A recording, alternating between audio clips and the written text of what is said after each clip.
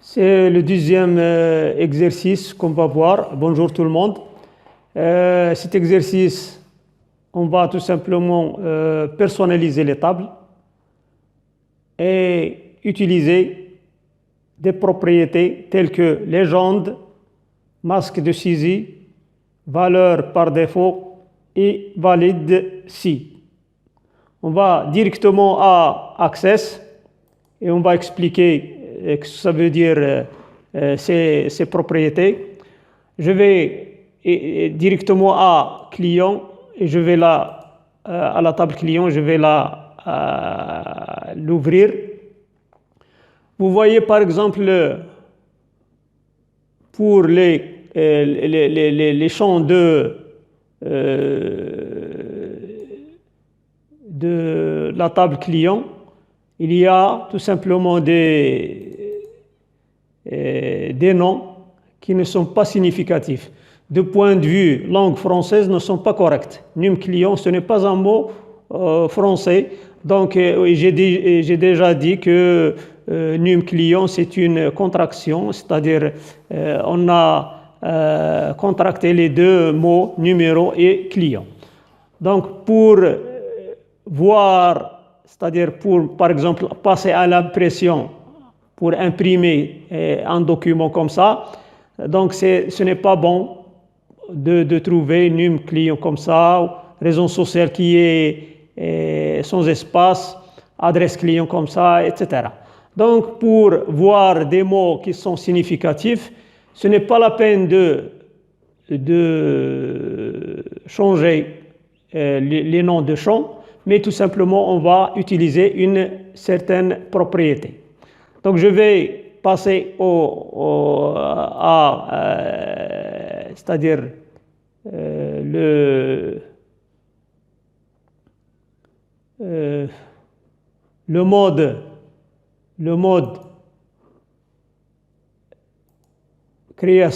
création. Et pour, par exemple, numéro de client, je vais cliquer sur numéro de client comme ça et je vais à la propriété légende. Vous voyez là, il y a plusieurs propriétés. Propriété taille de champ, format, masque de saisie, légende, valeur par défaut, valide si, message si, erreur, etc.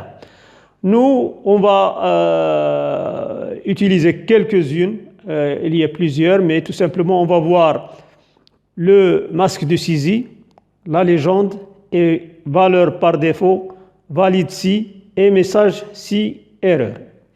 Donc, je vais à la légende et je vais tout simplement cliquer là et écrire numéro du client.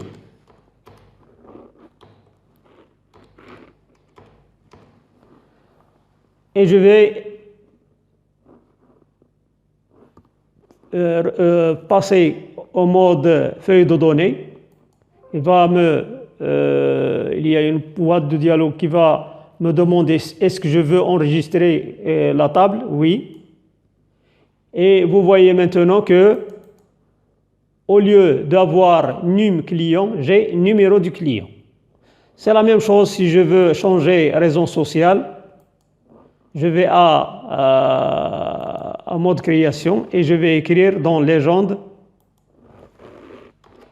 raison avec bien sûr un espace social. Tout en laissant la variable raison sociale comme ça. Ce n'est pas la peine de la changer. Donc, je vais faire la même chose. Je vais à mode feuille de données. Oui, enregistrer. Et là, vous voyez que j'ai raison sociale avec un espace là. C'est la même chose pour adresse client, ville client. Par exemple, téléphone, c'est déjà fait. Donc, les biens, il n'y a pas c'est un mot qui est utilisable par le français. Je peux tout simplement ajouter si vous voulez, ou juste ajouter les accents. Donc, ça, c'est la première propriété légende. La deuxième, c'est masque de saisie. Masque de saisie, je vais à le numéro de téléphone. Donc je reviens le mode création et je vais au champ téléphone. Là, pour le masque de saisie, là, il y a un masque de saisie parce que c'est du texte, donc il y a le masque de saisie là. Je vais cliquer là, je vois, il y a 3 points là, à droite, je clique dessus.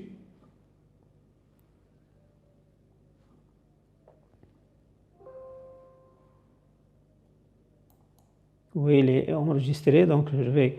Maintenant, j'ai là, assistant masque de saisie. Je vois le numéro de téléphone là. Vous voyez que le numéro de téléphone, il y a 1, 2, 3, 4, 5, 6, 7, 8, 9, 10. Donc 10 places. Donc je vais choisir ce masque. Je clique. Je vais mettre suivant. Donc le caractère espace réservé pour le caractère qui va remplacer où je dois taper les numéros. Donc je vais tout simplement le changer. Je peux le changer par dièse, par exemple. Avec le tiret par dièse. Et là, je peux essayer. Ça va me donner comme ça. Si je veux écrire un numéro de téléphone, je tape 06 par exemple, 66, 12, 12 et 13. Et c'est tout. Je ne peux pas ajouter d'autres. Parce que le masque de saisie me permet d'écrire tout simplement 10 chiffres et avec bien sûr un espace que vous voyez là donc, pour indiquer que c'est un numéro de téléphone. Donc je peux faire suivant et je peux soit laisser son symbole, soit mettre des symboles. Donc je vais me contenter de ça et après je vais ajouter d'autres choses. Terminé. Une fois que je fais ça, vous voyez qu'il me marque cette écriture-là. Je peux passer à mode feuille de données. Oui, je veux enregistrer. Une fois vous allez écrire par exemple le numéro par exemple le numéro du client, le premier client 001. La raison sociale par exemple n'importe quoi, entreprise entreprise A par exemple. On a l'adresse de client, c'est 13 rue Atlas par exemple. Ville, je peux mettre par exemple Oujda. Et quand j'arrive au téléphone, vous voyez là, il m'écrit, il va me faire le masque de saisie où je dois, c'est-à-dire saisir le numéro de téléphone. Et comme ça, je peux le faire facilement. Et je ne peux pas ajouter quelque chose, même si je tape. Donc, il me dit que vous avez déjà fait les 10 chiffres. Si j'ai, par exemple, si je tape le téléphone, mais ça me reste encore un chiffre à saisir, donc j'ai fait une faute. Ou par exemple, si je termine le téléphone, mais il me reste encore une dièse que je n'ai pas remplie, donc ça me dit aussi que j'ai fait une faute, donc je dois revenir pour ressaisir le téléphone. Donc ça me permet de ne pas faire des fautes sur les numéros de téléphone et de ne pas ajouter ou manquer des numéros. Donc ça, c'est le rôle de masque de saisie. La troisième propriété, c'était valeur par défaut. Valeur par défaut. Par exemple, pour notre exemple, je reviens toujours au mode création. Et pour la ville, par exemple, je vais mettre dans la valeur par défaut, je vais mettre Casablanca.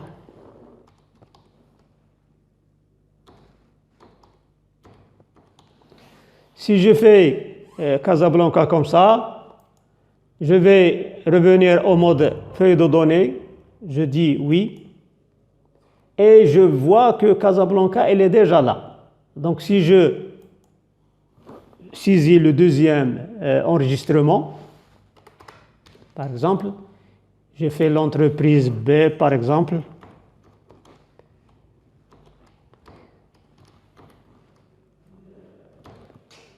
20 rue 5, par exemple. Donc, je dois trouver Casablanca déjà là. J'ai le choix soit de la changer, soit je la laisse comme elle est. Si c'est Casa, donc je la laisse comme elle est. Donc, si jamais j'ai plusieurs enregistrements avec Casablanca, donc ça m'évite de taper à chaque fois Casablanca et ça va m'aider à faire la saisie. Donc j'arrive bien sûr au téléphone et ça me donne toujours, avec le masque de saisie, la façon la plus facile de saisir le numéro de téléphone. Ça pour la propriété valeur par défaut. Maintenant pour valide-si. Valide-si, je vais l'appliquer sur prix unitaire par exemple. Donc je vais fermer cette table et je vais passer à produit. Là, j'ai le prix unitaire, hein, c'est d'accord. Donc, je vais tout simplement aller au champ là et je vais mode création. Pour le prix unitaire, je vais dire tout simplement valide si. Donc, le prix unitaire, il est valide tout simplement s'il est supérieur strictement à 0. Parce qu'on ne peut pas dire que le prix unitaire est égal à 0, donc c'est gratuit tout simplement, mais il faut avoir le prix unitaire supérieur strictement à 0.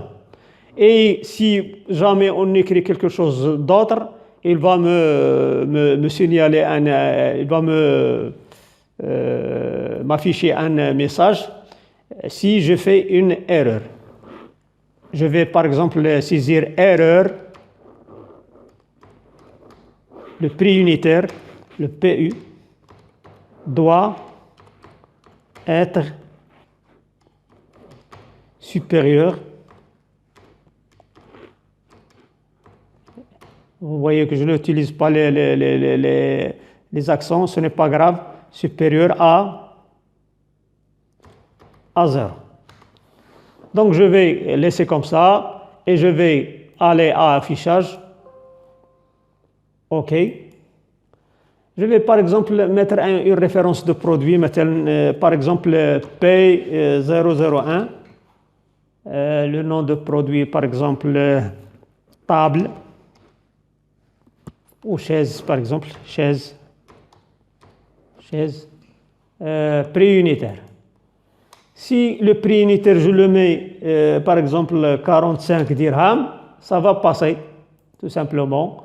Vous voyez qu'il a il a ajouté l'euro parce que j'ai dans le Windows le devise par défaut, c'est l'euro, et je peux le changer dans le panneau de configuration. La quantité stockée, par exemple, 50. Et je vais dire, est-ce qu'il est disponible donc il est disponible, tout simplement. Et si je clique là, ça veut dire qu'il est indisponible. Si je ne clique pas, ça veut dire qu'il est disponible. C'est d'accord? Maintenant, je passe au deuxième. J'ai fait produire, par exemple, 002. C'est un code pour une référence pour les produits. Je vais faire, par exemple, là, une table. Une table, là, un bureau.